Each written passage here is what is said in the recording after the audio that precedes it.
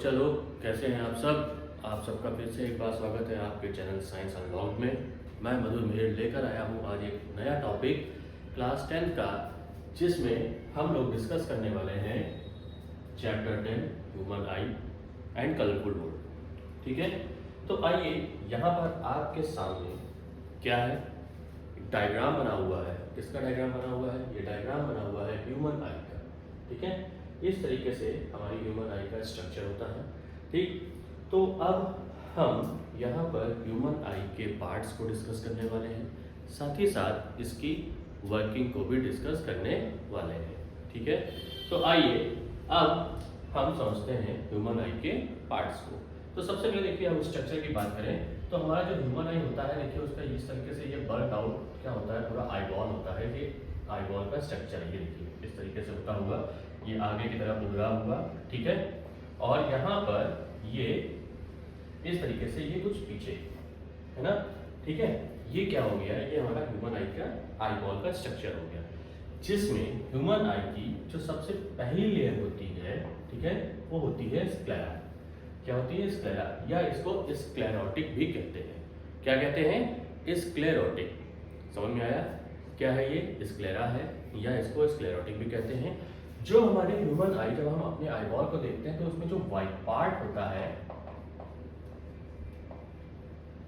जो हमारी ह्यूमन आई का व्हाइट पोर्शन है, वो क्या है? वो है स्क्लेरा। क्या है वो? स्क्लेरा। ठीक है, फिर स्क्लेरा के जस्ट बाद की लेयर, बिल्कुल बाद की, मतलब अगर आप कहें तो स्क्लेरा और अंदर में जो हमारी जहाँ पे इमेज फॉर्म होती है, जो रेटिना है, तो उनके बीच की जो लेयर है उसको हम कहते हैं कोरॉइड। क्या कहते हैं? कोरॉइड। ये क्या करती है? ये प्रोटेक्ट करती है रेटिना को, साथ ही साथ यहाँ पर रेटिना को अच्छे से ऑक्सीजन प्रोवाइड करना। ठीक है, उसमें जो जितनी भी हमारी जो ब्लड वेसल्स होती हैं, ये सब होती हैं, वो सब कोरॉइड के थ्रू ही होती हैं। ठीक है, समझ में आ गया? अब इसके बाद की जो लेयर होती है वो इनसाइड, बिल्कुल वो हमारी होती है रेटिना। कौन सी होती है? रेटिना। ठीक है, ये रेटिना, ये देखिए ये है रेटिना। ठीक, ये वाली लेयर बिल्कुल इनसाइड वाली, ठीक है ना, थर्ड लेयर। ठीक, वो होती है रेटिना। रेटिना क्या है? समझ लीजिए, रेटिना पे ही इमेज फॉर्मेशन होती है, मतलब रेटिना पे ही जाके जो इंसिडेंट रेज हैं वो मिलती हैं रिफ्रैक्शन के बाद, और फिर वहाँ पर इमेज फॉर्म्स होती हैं। रेटिना पे ही दो शेल्स पाई जाती हैं, जिनपे एक शेल्स का नाम है रॉड्स और दूसरी का है कोन्स। एक हमारे पास रॉड शेल्स है, एक हमारे पास कोन शेल्स है। राइट, रॉड जो होती हैं वो लाइट सेंसिटिव होती हैं, लाइट की इंटेंसिटी के लिए काम करती हैं। कोन्स जो होती हैं वो कलर डिवीजन का काम करती हैं। ठीक है ना, मतलब कलर जो स्पेक्ट्रम हमारा बनता है, ठीक है, उस पे जो होती हैं वहां पे कोन्स एक्टिव होती हैं। ठीक, अब आइए, ये तो इधर का पार्ट हो गया। अब यहीं पर ये जो आप सरफेस देख रहे हैं इस तरीके से पीछे, ये क्या है? ये पार्ट इस तरीके से जा रहा है, ये पूरा का पूरा ऑप्टिक नर्व, ठीक है, को कंटेन करता है। किसको कंटेन करता है? ऑप्टिक नर्व को। मतलब यहाँ से इस तरीके से बंच में ऑप्टिक नर्व निकलती हैं, जो कि क्या करती हैं? ब्रेन को सिग्नल्स भेजती हैं। ठीक है, और ब्रेन क्या करता है? उसका रिफ्लेक्ट एक्शन करके हमको इमेज फॉर्म कराता है। ओके, ठीक है। आइए, अब इसमें जो ये अंदर का पार्ट है, ठीक है, इसमें क्या होता है? यहाँ पर इसमें इस जगह पर विट्रस ह्यूमर बना होता है। क्या बना होता है? विट्रस ह्यूमर, जो कि क्या करता है? आईबॉल। विट्रस ह्यूमर और एक्वस ह्यूमर। एक्वस ह्यूमर आगे वाले पार्ट में भरा होता है, विट्रस ह्यूमर बीच वाले पार्ट में भरा होता है। ये दोनों क्या करते हैं? ये दोनों का मेन काम है, देखिए हमारे आंख में मोबिलिटी जरूरी है, साथ ही साथ जो प्रेशर एक्सर्ट होता है, ठीक है, उन सबसे प्रिवेंशन। तो ये क्या करते हैं? जो है मटेरियल प्रोवाइड करते हैं। ठीक है, वो क्या करते हैं? वो हमारे प्रेशर से हमारी बचाव करते हैं। क्लियर? आइए अब आगे बढ़ते हैं। देखिए स्टेप बाय स्टेप मैं आपको समझा रहा हूँ, क्योंकि सबसे पहले क्या थी? फर्स्ट लेयर, क्योंकि जो मोस्टली ह्यूमन आई में आपको दिखता है व्हाइट पार्ट, वो क्या है? वो स्क्लेरा है। फिर है कोरॉइड, फिर थी रेटिना। अब आगे की सरफेस की हम बात कर रहे हैं, जो कि हमारे विजिबल होती है। ठीक है ना, तो सबसे पहले देखिए यहाँ से इस तरीके से करते हुए जो हमें इस तरीके से आगे ये बर्ग से दिख रही है, हमारी क्या है? ये हमारी कॉर्निया है। क्या है ये कॉर्निया। ये पूरा पोर्शन क्या है? कॉर्निया है। ठीक है ना, सॉरी, लाइट क्या होती है इसमें से? इस तरह यहाँ से आती है जब, तो इस तरीके से लाइट आते हुए इस पे एंटर करती है। ठीक है ना, और ये क्या करती है, यहाँ से रिफ्रैक्शन का काम शुरू होता है, मतलब लाइट अब यहाँ पे एंटर करेगी अंदर की तरफ, कॉर्निया से अंदर की तरफ, ठीक है।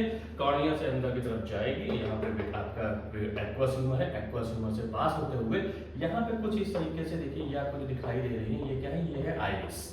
क्या है, आइरिस है, ठीक है। ये हमारी क्या है, आइरिस है।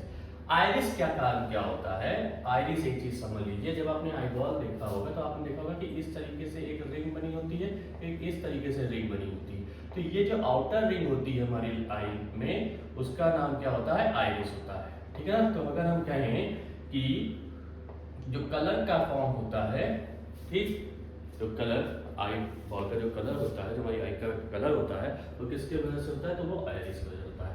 आइरिस एक ऐसी सेंसरी जो है सेल्स है जिनके थ्रू जब लाइट होती है वो एंटर करती है। लाइट क्या होती है, वो एंटर करती है इन ह्यूमन आई। अब आइरिस में, अब इसके बाद देखिए, आइरिस के बाद का एक और आपकी रिंग दिखती है डार्क शेडेड, ठीक है ना, वो जो दिखती है, ठीक, उसी में क्या होता है, एक और पार्ट पाया जाता है जिसको हम क्या कहते हैं, प्यूपिल कहते हैं। क्या कहते हैं, प्यूपिल कहते हैं। क्या है वो, प्यूपिल। तो आइरिस में ही प्यूपिल है, आइरिस से लगा हुआ ही प्यूपिल है। प्यूपिल क्या करता है, प्यूपिल इज द होल, ठीक है। वो क्या करता है, आइरिस, समझिएगा यहाँ पे थोड़ा सा फंक्शन समझिएगा, जब लाइट एंटर कर रही होती तो इंटेंस लाइट एंटर करती है, ठीक है ना। तो प्यूपिल का काम क्या होता है, एक्सपैंड होना, कंप्रेस होना, एक्सपैंड होना, कंप्रेस होना, ठीक है।